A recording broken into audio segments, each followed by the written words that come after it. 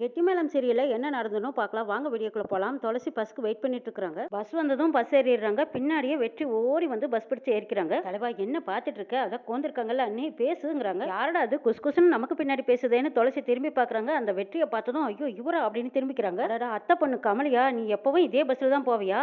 சரி இனிமே நானும் இதே மாதிரி தினமும் உன் கூடவே வந்து டிராவல் பண்றேன். நான் ஒன்றும் கமலி இல்லைங்கிறாங்க துளசி.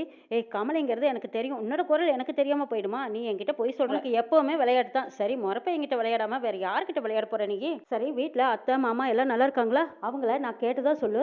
ஆமா இப்படியே நம்ம ரெண்டு பேரும் லவ் பண்ணிக்கிட்டே இருந்தா எப்படி கமலி? ஏதாவது பதில் பேசுன்னு தொட்டு பாக்குறாங்க, வச்சு பாக்குறாங்க. துளசி எங்க அத்தை பொண்ணு கமலின்னு நான் நினைச்சிட்டேங்க, மன்னிச்சுக்கோங்க. இங்க அப்படியே அச்சு அசல் எங்க அத்தை பொண்ணு கமலி மாதிரியே இருக்கீங்க. சத்தியமா என் மேல சத்தியமா அப்படித்தாங்க இருக்கீங்க. அவங்க நம்ப மாட்டேங்கிறாங்க. சொல்லுங்கடாங்கிறாங்க வெற்றி. நான் ஒன்னும் உங்க அத்தை பொண்ணு இல்லைங்கிறாங்க துளசி.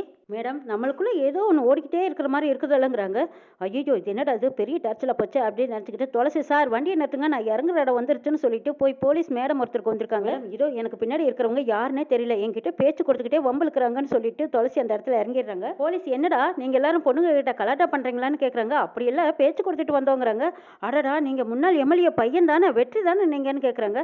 ஐயோ ஆமா மேடம் நான் தானுங்க. மேடம் நான் ஒரு அட்ரஸ் கேட்கறதுக்காக தான் அவங்க கிட்ட பேச்சு கொடுத்தேன், வேற எந்த காரணமும் இல்லைங்கிறாங்க. அப்படியா சரி சரி அந்த அட்ரஸ் எனக்கு தெரியும் தலைவா, வாங்க போலாம் அப்படின்னு எப்படியோ ஒரு வழியா பஸ் விட்டு இறங்கிடுறாங்க. தலைவா நீங்க பயங்கர ஃபேமஸ் ஆயிட்டீங்க, அடுத்த எம்எல்ஏ நீங்க தான், கவலைப்படாதீங்க. அவ எங்க போனான்னு தெரியல, மிஸ் பண்ணிட்டு மேடாங்கிறாங்க. கூடிய சீக்கிரம் மிஸ்ஸஸ் ஆக போறாங்க, கவலைப்படாதீங்க தலைவா. அப்படியாடா சொல்றீங்க, கேட்கறதுக்கு நல்லா இருக்குடா. அப்போ பார்ட்டி கொடுக்குறீங்களாங்கிறாங்க. கொடுத்துட்டா போச்சு வாங்கடான்னு கூட்டிட்டு போறாங்க. வெற்றி மகேஷை பாக்குறதுக்காக அவங்க கம்பெனிக்கு சிவராமனும் லட்சுமியும் வந்திருக்காங்க. அங்க ஜூஸ் எல்லாம் கொடுத்து உபச்சரிக்கிறாங்க. மகேஷ் சார் உங்களை பாக்குறதுக்காக ஊருக்காரங்க எல்லாரும் வந்திருக்காங்கிறாங்க. அப்படியே எதுக்கு வந்தாங்கன்னு கேக்குறாங்க. மகேஷ் ஏதோ உங்களை பார்த்து நன்றி சொல்லணுங்கிறக்காக நிற்கிறாங்க, அவங்க போக மாட்டேங்கிறாங்க சார்ங்கிறாங்க. அப்படியா சரி வர சொல்லுங்கிறாங்க. ஊருக்காரங்க எல்லாரும் வந்ததும் மகேஷோட காலில் விழுறாங்க. ஐயோ நீங்கள் பெரியவங்க எதுக்கு என் காலில் விழுறீங்க, இது எல்லாமே கடவுள் கொடுத்த வரோம்.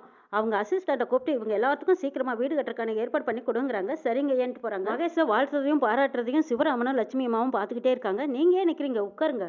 என்ன விஷயமா என்னை பார்க்கலான்னு வந்தீங்கன்னு கேட்குறாங்க. நீங்கள் எங்களுக்கு செஞ்ச உதவி ரொம்ப பெருசு, அந்த இடம் இந்நேரம் எங்கள் கையை விட்டு போயிருக்கும். அந்த இடத்த சேமிக்கிறதுக்கு நான் கஷ்டப்பட்டேன், அந்த இடம் மட்டும் போயிருந்தா கண்டிப்பாக நான் செத்தே போய். அப்படியெல்லாம் சொல்லாதீங்க, நீங்கள் 100 வருஷம் நல்லா இருக்கணுங்கிறாங்க. மகேஷ் நீங்கள் அன்னைக்கு அஞ்சலியை பொண்ணு கேட்க வந்தீங்களா அப்படின்னு சொல்ல ஆரம்பிக்கிறாங்க. இங்கே பாருங்க அதுக்கு இதுக்கு சம்மந்தமே இல்லை, அதை பற்றி நீங்கள் இப்போ பேச வேண்டியதில்லை, அவங்கள பற்றி நீங்கள் சொல்லவே வேண்டாம். அவங்க கூட இருக்கிற ஃபேமிலியை பற்றி சொல்லும்போது எனக்கு ரொம்ப ரொம்ப பிடிச்சி போச்சு. உங்கள் எல்லாத்தையும் பார்க்கும்போது அப்பா அம்மா பாட்டி அக்கா தங்கச்சி தம்பி இப்படி எல்லா உறவும் எனக்கு மொத்தமாக கிடைச்ச மாதிரி சந்தோஷமா இருந்தது. எனக்கு யாருமே இல்லையங்கிற வருத்தம் என் மனசுல இருந்துகிட்டே இருந்தது. அஞ்சலியை கல்யாணம் பண்ணிக்கிட்டா இந்த வருத்தமெல்லாம் தீர்ந்துடணும்னு நான் நினைச்சேன். அதுக்காக உடனே அஞ்சலியை எனக்கு கல்யாணம் பண்ணி கொடுங்கன்னு நான் கேட்கல. நீங்க அதுக்கு அவசியம் இல்லை, பொறுமையா யோசிச்சுட்டு முடிவை சொல்லலாம். அஞ்சலியை நீங்க எனக்கு கல்யாணம் பண்ணி கொடுக்கலினாலும் நீங்க எனக்கு உறவு தான், நீங்க எப்ப வேணாலும் என்னோட ஆபீஸ்க்கு வரலாம். தம்பி நீங்க பண்ணின உதவியை என்னால மறக்கவே முடியாது. அஞ்சலிக்கு உடனே கல்யாணம் பண்றதை பத்தி நான் யோசிக்கவும் முடியாது. அஞ்சலிகிட்டையும் வீட்டுல இருக்கிறவங்க எல்லாத்துக்கிட்டையும் நான் உங்ககிட்ட பேசிட்டு அதுக்கப்புறமா உங்களுக்கு முடிவு சொல்றேன். எல்லார் மனசுலயும் அஞ்சலியோட கல்யாணம் நல்லபடியா நடக்கணுங்கிற எண்ணம் தான். அந்த கடவுள் எல்லாத்துக்கும் நல்ல அபிப்பிராயத்தையே கொடுக்கணும்னு வேண்டிக்கிறாங்க. அஞ்சலி ஏதோ எழுதிட்டு இருக்காங்க. அங்க கவின் வராங்க. டே கவினு உன்னோட லவ்வை இப்ப போய் அவகிட்ட சொல்லல, உனக்கு கொன்னே போட்டுருண்டா, போடா போய் சொல்லு போ அப்படின்னு அவங்க ஃப்ரெண்ட்ஸுங்க எல்லாம் வற்புறுத்துறாங்க. கவின் சரி சொல்லலாமா வேண்டாமான்னு போய் தயங்கி தயங்கி கிட்ட கோர்றாங்க. அஞ்சலியை பார்க்காமயே அஞ்சலிக்கு பக்கத்துல உட்காந்துக்கிட்டு கவின் அவங்க மனசுல உள்ளதையெல்லாம் சொல்லி கொட்டிக்கிட்டு இருக்காங்க. இவ்வளவு நாளா நான் என்னோட லவ்வை சொல்லாம இருந்ததுக்கு காரணம் நம்மளுக்குள்ள இருந்த ஃப்ரெண்ட்ஷிப் கெட்டு போயிடுமென்னு தான் நான் இது வரைக்கும் உங்ககிட்ட சொல்லாம என்னோட லவ்வை உங்ககிட்ட சொல்றதுக்கு இப்பதான் எனக்கு தைரியம் வந்துச்சு. I love யூங்கிறாங்க Kavin. அஞ்சலி காதுல ஹெட்செட் மாட்டிருக்காங்க. கவின் சொன்னது எதுவுமே அஞ்சலி கேட்டுக்கல. அப்ப ரிங் வந்ததும் உடனே ஹெட்செட்டை கழட்டிட்டு அக்கா இப்போ வந்துடுறேன் உடனே வரேன்ட்டு போறாங்க வீட்டுக்கு. அஞ்சலி நான் சொன்னதெல்லாம் கேட்டுதான்னு கவின் கேட்குறாங்க.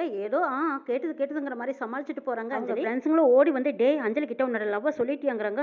சொல்லிட்டேன்டா, ஆனா அவ இன்னும் எந்த ஒரு முடிவும் சொல்லாம போயிட்டாங்க. அவரா சொல்லிட்டியல அது வரைக்கும் சந்தோஷங்கிறாங்க. சிவராமன் குடும்பத்துல எல்லாரும் நிலா சாப்பாடு சாப்பிடலான்னு ஒன்னா கூடி கொண்டிருக்காங்க. முருகன் கேட்கிறாரு எதுக்கு நிலா சாப்பாடு சாப்பிட கூப்பிட்டீங்கன்னு கேட்கறாங்க. சொல்றேன் இருடான்னு சொல்றாரு சிவராமன். நீ தானே தண்டூரா போட்டு நிலா சாப்பாடு சாப்பிடலான்னு கூப்பிட்ட, உனக்கு இந்த விஷயம் தெரியலையாங்கிறாங்க. எனக்கு எதுவுமே தெரியலையே, இனிமே சொன்னாங்கன்னா தான் தெரியுங்கிறாங்க. சொல்றேன் எல்லாத்துக்கும் சொல்றேன் அப்படின்னு சிவராமன் பேச்ச ஆரம்பிக்கிறாங்க. ஜெயில இருந்த போது ஒரு பெரிய மனுஷன் எங்க வெளியில கொண்டு வந்தாங்க நான் சொன்னேன்ல, அந்த சாரும் பத்திரத்தை மீட்டு கொடுத்த சாரும் ஒரே ஆள் தான் சொல்றாங்க. இதை கேட்டது தீபாவுக்கு பொறையறது. ஐயோ நம்ம அப்பான்னு சொல்லி இல்ல நம்ம பில்டப் பண்ணிட்டு இருந்தோம், யாருன்னு கண்டுபிடிச்சிட்டாங்க போல இருக்கே, யாரோ தெரியலையேன்னு தீபா அவளா பார்த்துட்டு இருக்காங்க. யாரு கேசவனோட மாமனார் தானுங்கிறாங்க. அதுதான் இல்ல அஞ்சலிய பொண்ணு கேட்டு வந்தாரு அந்த மகேஷ் தாங்கிறாங்க. மகேஷ் குரூப் ஆஃப் எம்டி அவரா நம்மளுக்கு உதவுனாரு அப்படின்னு கேக்குறாங்க. ஆமாங்கிறாங்க. அவரா நம்மளுக்கு உதவுனாரு, நான் கூட தீபாவோட அப்பாவோன்னு நினைச்சேங்கிறாங்க. இப்ப என்ன எங்க அப்பா ஹெல்ப் பண்ணலன்னு சொல்றீங்களா? நான் ஏதாவது ஹெல்ப் பண்ணா நீங்க யாரும் பாராட்டி பேச மாட்டீங்க, வேற யாராவது பண்ணியிருந்தாங்கன்னா குத்தி காட்டி பேசிக்கிட்டே இருப்பீங்களங்கிறாங்க. ஐயோ அப்படியெல்லாம் இல்லம்மா, தெரியாத நீங்க எப்பவுமே எப்பவுமே மூத்த மருமகளுக்கு தான் சப்போர்ட் பண்ணுவீங்கங்கிறாங்க. ஐயோ! என்ன தீபா இப்படி துளசி கல்யாணத்துக்கு நான் தான் பணம் குடுக்குறேன்னு சொன்னேன். ஆனா நீங்க தான் பிரஸ்டீஜ் பார்த்துக்கிட்டு என்கிட்ட ஒரு காசு கூட வாங்க மாட்டேன்னு சொல்லிட்டீங்க. ஆனா எங்க அப்பா சரியில்லைன்னு சொன்னதும் உங்க முகமெல்லாம் எப்படி மாறுது பாருங்கங்கிறாங்க. ஐயோ! தீபா நீங்க அப்படியெல்லாம் நினைக்காத. நீயும் முடிஞ்ச உதவிகளை எல்லாம் இந்த குடும்பத்துக்காக செஞ்சுக்கிட்டு தானே இருக்க. கவிதா அந்த அர்த்தத்தில் எல்லாம் சொல்லல. அவளை போய் நீ தப்பா எடுத்துக்காத. சிவராமா அதை விட அந்த பையனை விசாரிச்சியா? அந்த பையனை பத்தி சொல்லுப்பாங்கிறாங்க பாட்டி. வயசுல சின்னவரா இருந்தாலும் ரொம்ப பெரிய மனுஷமா. நாங்க ஆபீஸ்க்கு பண்ணுமல்ல, அங்க அவ்வளோ பெரிய ஆபீஸ்ல அவர் தான் எம்டிங்கிற ஒரு அதிகாரமே இல்லாம எல்லாத்துக்கிட்டையும் அவ்வளவு சகஜமா பழகுறாரு. எல்லாத்துக்கிட்டையும் ரொம்ப பொறுமையா பேசுறாங்க. அவங்கவங்க பிரச்சனை என்னங்கிறத தெரிஞ்சுக்கிட்டு அவரே முன் வந்து உதவுறாரு. இந்த காலத்துல அந்த தம்பி மாதிரி வேற யாருமா அப்படி உதவி செய்வாங்க? வாழ்க்கையில நேர்மையா இருக்கிறவங்களுக்கு கஷ்டம் அதிகமா வரும். ஆனா ஏதோ ஒரு வகையில கடவுள் அவங்கள காப்பாத்துவாங்கன்னு சொல்லுவாங்க. அந்த மாதிரி தான் அந்த பையன் நம்மளுக்கு கடவுள் மாதிரி வந்து காப்பாத்திருக்காரு. அவர் செஞ்ச உதவி எல்லாம் நினைச்சு பார்க்கும்போது சந்தோஷமா தான் இருக்கு. இருந்தாலும் என் மனசுக்குள்ள ஏதோ ஒரு பயம் இருந்துகிட்டே இருக்குதுங்கிறாங்க லட்சுமி. அக்கா என்கிட்ட கேட்காமயே இவங்களா ஒரு முடிவு எடுக்கிறாங்கன்னு சொல்றாங்க. உனக்கு திருப்தி இல்லைன்னா சொல்லு, நானு கேசுவேன் அப்பா 3 பேருமே போய் தனித்தனியா விசாரிச்சு பார்த்துட்டு வரோம். அதுக்கப்புறமா கல்யாணத்தை பத்தி பேசுவோம். எனக்கு என்ன, மொத்தத்துல அஞ்சலிக்கு நல்லபடியா கல்யாணம் நடக்கணும், அவ்வளவுதான் வேணும்.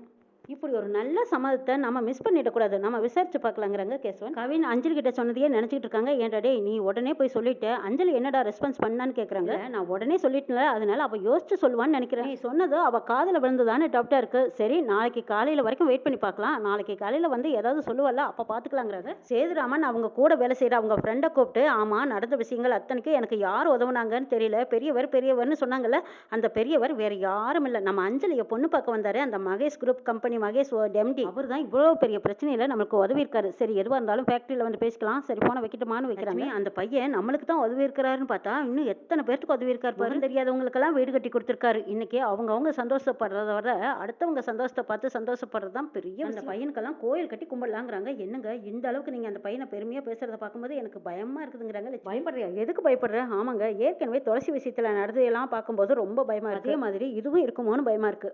அது யாரும் எதிர்பார்க்காத ஆக்சிடென்ட். இந்த பையன் விஷயத்துல என்னமா இருக்கு? சின்னதா ஏதாவது நடந்து சந்தோஷப்பட்டாவே அது பெரிய அடியா கொடுக்கும். ஏன்னு கேட்டா நம்ம அந்த அளவுக்கு அடிபட்டிருக்கோங்க. அதுவும் தவிர அந்த பையனுக்கு அப்பா அம்மா யாருமே கிடையாது. அங்க ஒரு சின்ன கஷ்டம்னா கூட அவளுக்கு ஆறுதல் சொல்ல யாருமே இல்லைங்க. அஞ்சலியை கல்யாணம் பண்ணிக்கிட்டு போய் இங்க தானே இருக்க போறாங்க. அவங்களுக்கு அப்பா அம்மா இல்லைன்னா என்ன, நாம அப்பா அம்மாவா போய் நிக்கலாம். நாம ஒன்னும் நாளைக்கே நம்ம பிள்ளைய அந்த பையனுக்கு கல்யாணம் பண்ணி கொடுக்க போறது இல்ல. நானும் சரி, ரகு, கேசவன் எல்லாரும் போய் விசாரிக்கிறோம். அப்புறமா நீயும் அஞ்சலியும் சேர்ந்து முடிவெடுங்க. அதுக்கப்புறம் எல்லாருமா சேர்ந்து கல்யாணத்தை பத்தி முடிவெடுக்கலாம். அதிகம் மீறி ஏதாவது பிரச்சனை வந்து சமாளிக்கலாம், பாத்துக்கலாம் விடுங்கிறாங்க சிவராமா. கேசவன் தீபா கிட்ட அம்மா இந்த கல்யாண விஷயத்துல ரொம்ப பயப்படுறாங்கன்னு சொல்றாங்க. ஓ அப்படியா, பயப்படுறாங்களா?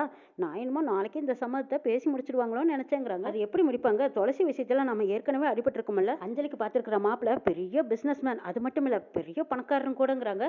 என்ன எங்க ஃபேமிலியை விட பணக்காரர் இருந்துருவாரா அப்படின்னு தெனாவட்டா பேசுறாங்க. ஒருவேளை நான் எதுவும் சீர் கொண்டு வரலன்னு இது குட்டி கட்டுறியா? அப்படி ஏதாவது இருந்தா என்கிட்ட நேரடியா கேளு, நான் வேணா எங்க அப்பா அம்மா கிட்ட பேசி நான் வாங்கிட்டு வந்து கொடுக்குறேங்கிறாங்க தீபா. அதெல்லாம் ஒண்ணு வேண்டாம் பேபி, நீ சும்மா இருங்கிறாங்க. ஆமா, புதுசா ஒரு பணக்காரனை கண்டதும் தலையில தூக்கி வச்சுக்கிட்டு ஆடுறீங்கல்ல, என்ன பார்த்தாலும் உங்களுக்கு அப்படி தெரியாது. வசதியாம வசதி எங்களை விட பணக்காரரா இருந்துருவாங்களா என்ன அப்படிங்கிறாங்க. ஐயோ என்ன பேபி இப்படி கோவிச்சுக்கிற, சரி இரு உனக்கு நான் ஆப்பிள் ஜூஸ் எடுத்துட்டு வரேன்ட்டு போறாங்க. ரகு கவிதா 2 பேரும் பேசிக்கிறாங்க. அப்பாடா எப்படியும் நான் சேமிச்சு வச்ச பணமும் இடமும் தப்பிச்சதுங்கிறாங்க. எங்க எப்ப பார்த்தாலும் இடத்தையும் பணத்தையுமே தான் பேசுவீங்களா? ஆமா, நான் எறும்பு சேர்க்கிற மாதிரி சேர்த்து வச்சிருக்கேன், அதை கரைக்க முடியுமா? இப்படி சேஃப்டி பண்ணியிருக்கேன் பார்த்தீங்களாங்கிறாங்க. ஆமா, இப்படி எல்லாம் சேமிச்சு எங்க கொண்டு போய் கொடுக்க போறீங்களோ தெரியல போங்கிறாங்க கவிதா. சரி அதெல்லாம் இருக்கட்டும், அஞ்சலிக்கு பார்த்து மாப்பிளைய பத்தி நீங்க என்ன நினைக்கிறீங்கன்னு கவிதா கேட்குறாங்க.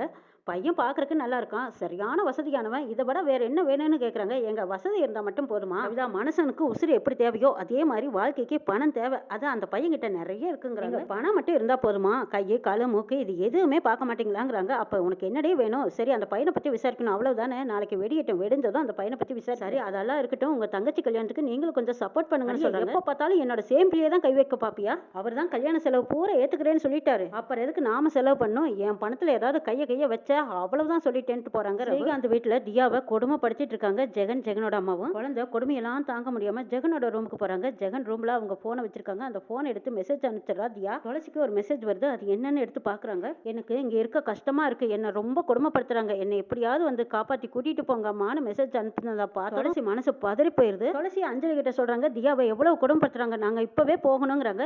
இப்ப போய் நீ பிரச்சனை பண்ணினா தியாவுக்கு தான் பிரச்சனை, வேற ஏதாவது அமைதியான வழியில யோசிக்க. குழந்தைய எப்படி கொடுமைப்படுத்திருக்காங்க பாரு அஞ்சலிங்கிறாங்க. அக்கா தியா தியாவுக்கு ஏதாவது பிரச்சனை வந்தா அது அவங்களுக்கு தான் அதிக பிரச்சனையாகும். அதனால நீ பயப்படுற மாதிரி தியாவையெல்லாம் அவங்க எதுவும் செய்ய மாட்டாங்க. நீ ஒன்றும் கவலைப்படாத, நாம எப்படியாவது தியாவை காப்பாத்தி கூட்டிட்டு வந்துடலாம். ராஜேஸ்வரி அம்மா தியாவை எப்படியாவது காப்பாத்துன்னு என் கையை பிடிச்சிட்டு உயிர் விட்டாங்க. தியாவுக்கு மட்டும் ஏதாவது ஒன்று ஆயிடுச்சுன்னா நான் உயிரோடவே இருக்க மாட்டேன்னு அழுகுறாங்க துளசி. பாத்துக்கலாம், நீ மனசை தளர விடாதேன்னு சொல்லி ஆறுதல் சொல்றாங்க அஞ்சலி. அடுத்த நாள் காலையில கேசவன், ரகு, சிவராமன் இவங்க எல்லாரும் அங்கங்க போய் மகேஷை பத்தி விசாரிச்சுக்கிட்டு இருக்காங்க. எல்லா இடத்துலயும் மகேஷை பத்தி ஆச்சரியப்படுற அளவுக்கு பெருமையா சொல்றாங்க. மகேஷ் மாதிரி ஒரு முதலாளியை நீங்க எங்கேயுமே பார்க்க முடியாது சார் அப்படின்னு அந்த அளவுக்கு மகேஷ்க்கு ஒரு நல்ல பேர் கொடுக்குறாங்க. சிவராமன் மகேஷ் சின்ன வயசுல இருந்து வளர்ந்த இடத்துல போய் ஜட்ஜில் பாக்குறாங்க. அங்க ஒரு ஃபாதர் சொல்றாரு, மகேஷ் ஒரு நல்ல மகேஷ் தான் இந்த ஆசிரமத்துக்கு இன்னும் வேண்டிய தேவைகளை செஞ்சுட்டு இருக்காருன்னு பெருமையா சொன்னதும் சிவராமன் மனசுல உறுதியா அஞ்சலியை இந்த பையனுக்கு தான் கட்டி கொடுக்கணும்னு முடிவோடு வர. சேதுவும் ரகுவும் அதே முடிவில் தான் வராங்க. அஞ்சலி கிட்ட முடிவு கேட்கும்போது திடீர் திருப்பம் ஏற்படுது. என்னங்கிறத நாளை பார்க்கலாம்.